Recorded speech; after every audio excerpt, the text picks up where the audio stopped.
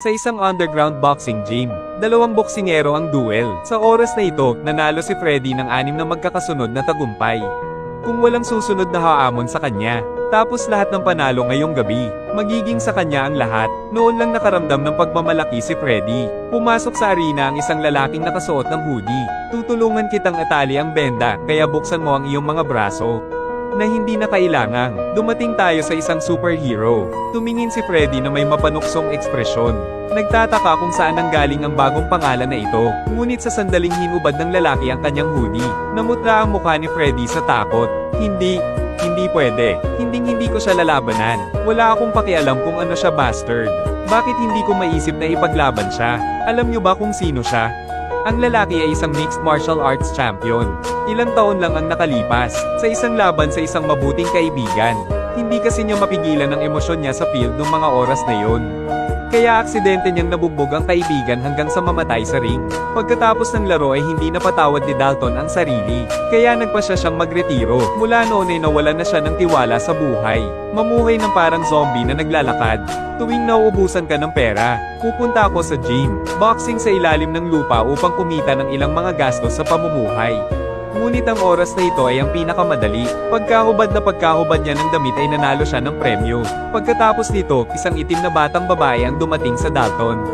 At gusto siyang kunin bilang security guard sa kanyang bar. Pero walang pakialam si Dalton. Araw-araw, kahit ang pamumuhay para sa kanya ay isang uri ng pagpapahirap.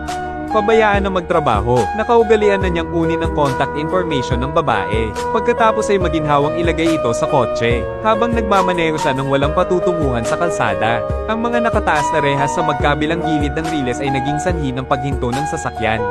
Sa sandaling ito ay isang hindi maipaliwanag na kaisipan. Biglang pumasok sa isip ni Dalton.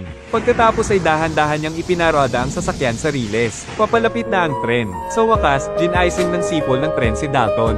Ngunit sa oras na ito, ang kanyang lumang kotse ay biglang hindi makapag-start. Sa kabutihang palad ay hindi binawian ng buhay si Dalton. Naisip niya na baka hindi pa rin siya tinanggap ng Diyos.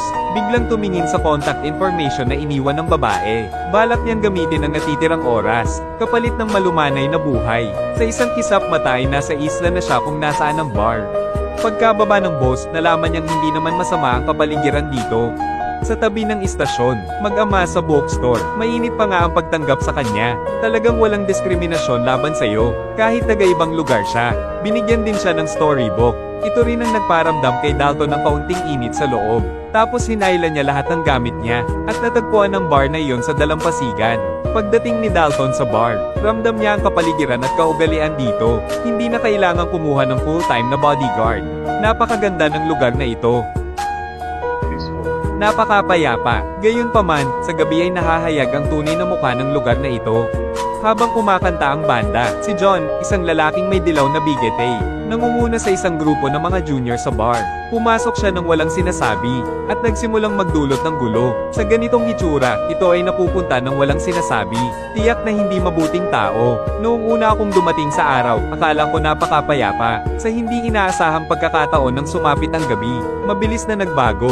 Walang pagpipilian si Dalton, maliban sa pagtayo at dahan-daang paglalakad dito. Sino ka? Lalaking madalas ngumiti. Napakaraming beses ka na bang sinuntok sa mukha? To be honest, medyo nakailang suntok ako. Pwede ba tayong lumabas at mag-usap? Pinag-uusapan ng tungkol kay John para sa isang taong hindi nakakapinsala sa hitsura ni Dalton. Hindi niya talaga pinansin. Naisip ko na lang sa tamang panahon na magagamit ko si Dalton para sanayin ang aking mga kamay at paa. Patatagin ang kanyang posisyon bilang malaking kapatid. Pagkatapos ay sinundan niya si Dalton sa labas ng bar.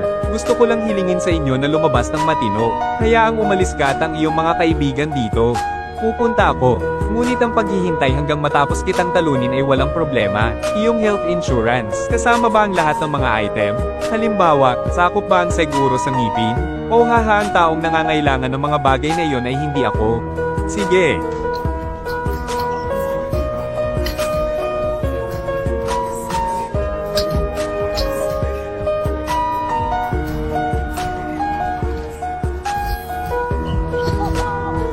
Sige lang. Papatayin kita.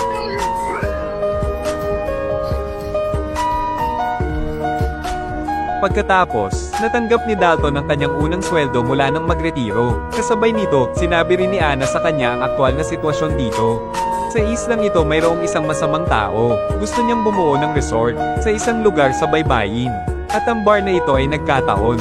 Matatagpuan mismo sa kung saan niya pinlano. Ang lugar na ito ay nagtataglay ng maraming alaala ni Anna at ng kanyang pamilya. Ayaw niyang umalis dito, kaya ang masamang pangalan na iyon. Madalas nagpapadala sa mga junior niya para manggulo. Kaya lang, nahihiya si Dalton sa social interaction. Pansamantalang tumira sa sira-sirang bangka ni Anna. Binalaan siya ng isang mabait na kapitbahay.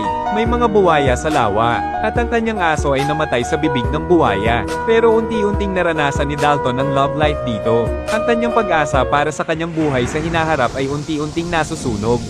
Sa gilid na ito, tinitipon ni Sam ang kanyang mga juniors para itanong kung ano ang nangyari noong gabing iyon. Halatang hindi niya ito inaasahan. Sa panahon ngayon, may mga taong nang-ahas pang gumawa ng kaguluhan sa ating teritoryo. Ngunit ito ay nasa tamang panahon. Wala naman magawa eh. Mas mabuting humanap ka ng makakapaglaro sa kanya. Mayroon ding magandang palabas na panoorin. Matapos dumaan sa kamakailang pangyayari, ang mga harasser ay hindi na pumupunta sa mga bar. Si Dalton ay unti-unting umangkop sa buhay sa isla. Nang gabing iyon ay umuwi si Dalton mula sa trabaho gaya ng dati. Sa sandaling ito, biglang bumilis ang sasakyan sa likod, at sumugod sa kanya. Mabuti na lang at naiwasan niya ito sa oras. Kung hindi, nawalan ka ng buhay. Nakita ng kalaban na imposibleng matamaan. Ang unang pagkakataon ay hindi maaaring magpatuloy sa pangalawang pagkakataon. Nagpalit siya ng gear sa reverse at sumugod muli. Umaasa si Dalton sa mabilis niyang reaksyon. Umiwas ulit. Pagbalik sa barko, naisip ni Dalton na ang gabing ito ay isang simpleng paghihiganti lamang. Sa hindi inaasahang pagkakataon, naghintay ng matagal si John na may hawak na spray gun. Lumalabas sa orihinal na nais ni John na maging sanhi ng kanyang kamatayan.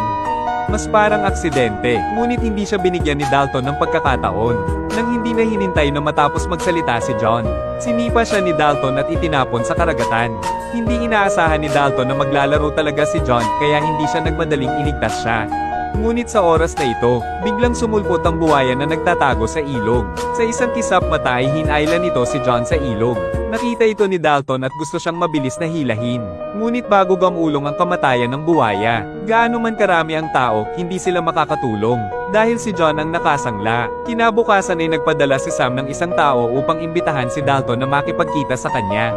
Akala ng bata ay nagpapakita siya ng kanyang baril. Kung gayon si Dalton ay maaaring maging mas matapat. Pero ang totoo ay masyado siyang nag-iisip. Si Dalton ay hindi natatakot kahit sa kamatayan.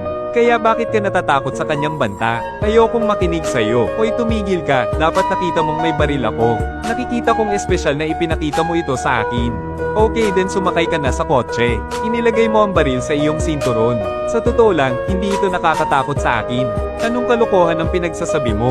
Kailangan ko lang sirain ang hintuturo at gitnang daliri mo. Hindi ka na makakahawak ng baril. Ngayon naiintindihan mo na ang ibig kong sabihin, pero napakasakit. Hindi siya pianista, o anumang bagay na tulad nito. Balita ko may baril ka rin. Sa palagay ko dapat ko itong iwanan sa kotse. This time galit na galit si Sam. Ngayon ang tanging bagay na dapat gawin ay gupitin si Dalton at pakainin sila sa buwaya. Ito lang ang tanging paraan para pakalmayan siya sa mga oras na ito. Tinawag ni Sam ang kanyang gintong medalyang junior. Dito, madaldal si Kenny. Katatapos ng makipag-deal sa isang tao, tumunog ang telepono. Nasaan ka? Pumili ako ng damit. Bakit mo natanong? Ako ay nasa malaking problema sa Florida. Sandali lang.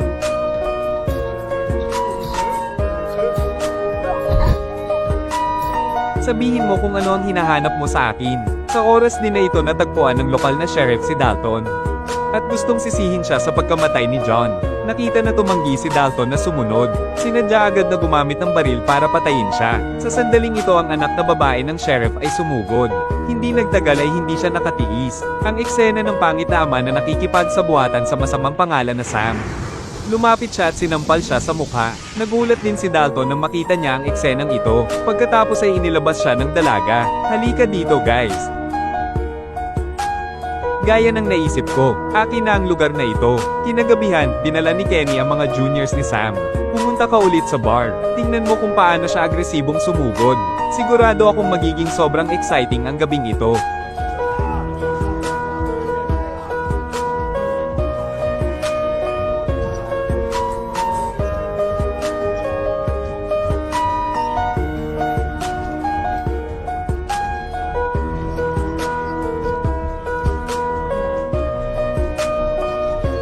Dalton.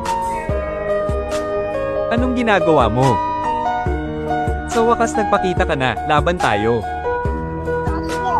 Mukhang matatalo na ako. Halika dito at bigyan kita ng ilang payo. Huwag hayaan ng sino man na masyadong malapit sa iyo.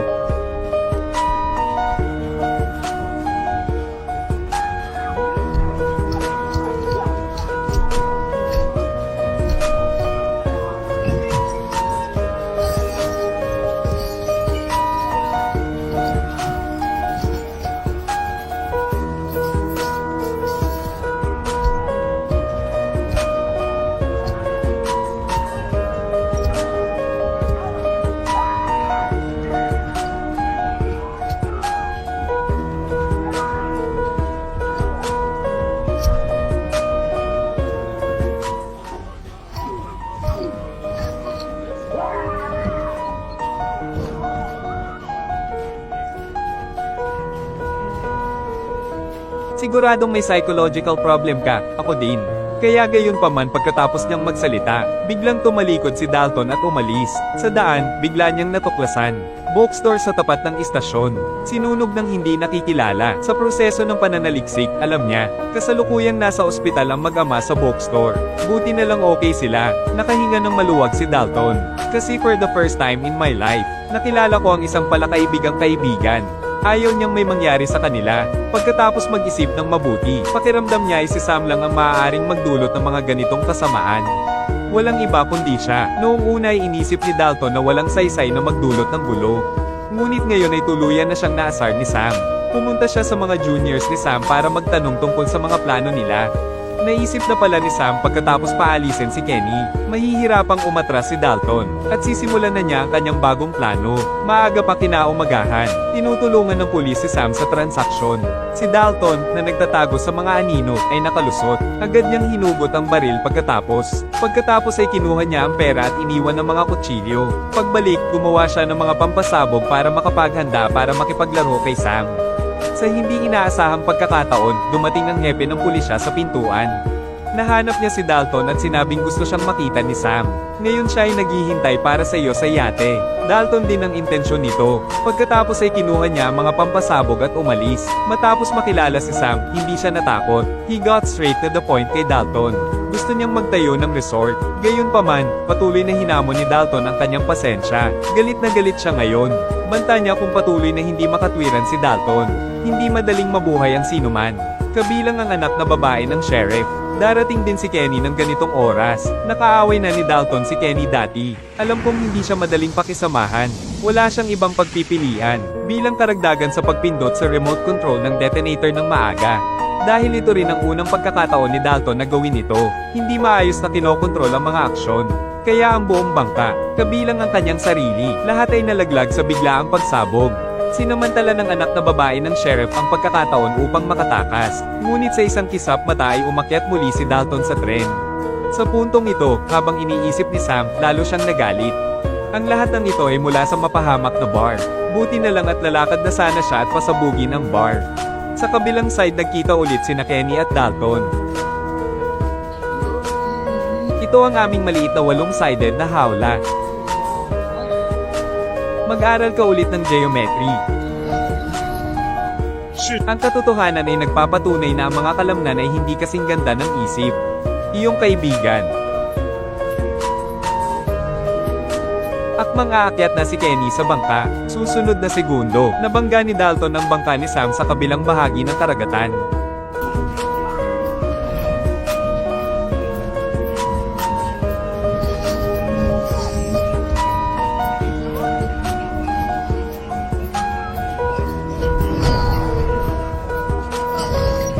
I must say talagang maganda ang physical strength ni Kenny. Lumangoy siya pabalik sa karagatan pagkarating ni Dalton sa pampang.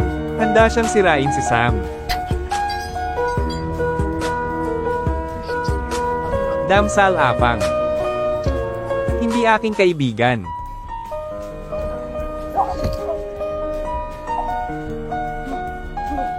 Dam, sinira mo ang ilong ko. Nasira na lahat ng moldito mong bodyguard. Sa sandaling ito ay isang sasakyan ng Humundar. Hindi ko na kailangang isipin para malaman kung si Kenny yon. Dito magsisimula ang huling labanan. Ang kanyang mga kasanayan sa pagmamaneho ay kakilakilabot. Ang pagpasa sa kanan ay hindi masyadong pamilyar.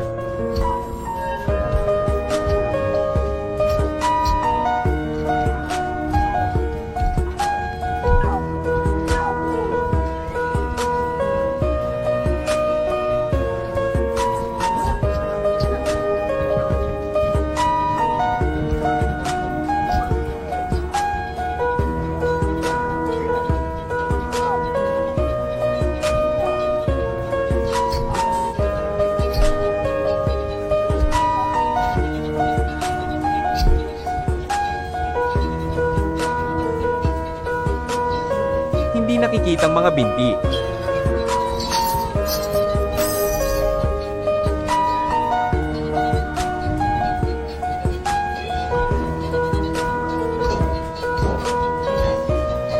Wala sa tono ang piano na ito at maganda ang tunog.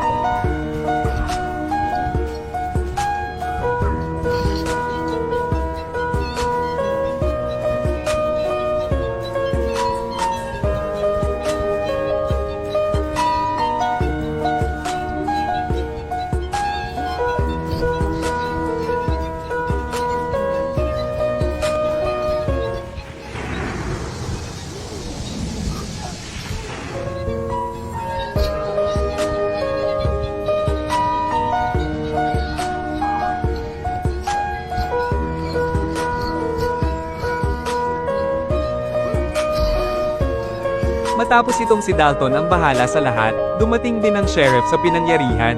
Dapat kang umalis, Dalton. Hindi ka pa nakakapunta dito. Tutulungan kitang harapin ang mga kahihinatnan. Dahil iniligtas ni Dalton ang kanyang anak, kaya sa huli ay tama ang ginawa ng sheriff. Mamaya matapos iwan ni Dalton ng pera para sa mag-ama sa bookstore. Umalis siya sa islang ito, at nagsimula ang kanyang bagong kwento ng buhay. Dito rin nagtatapos ang pelikula. Sa wakas, nabaliw ang may-ari ng bar. Ang profesional na boksingero ay nagiging bodyguard. Ang hindi nasisiyahang maton ay pumunta sa boksingero. Parehong binalatan ng binugbog na manok at itlog. Salamat sa iyong suporta. Magkita-kita tayong muli sa isang magandang pelikula. Ang aming susunod. Arestado ang lalaking iyon.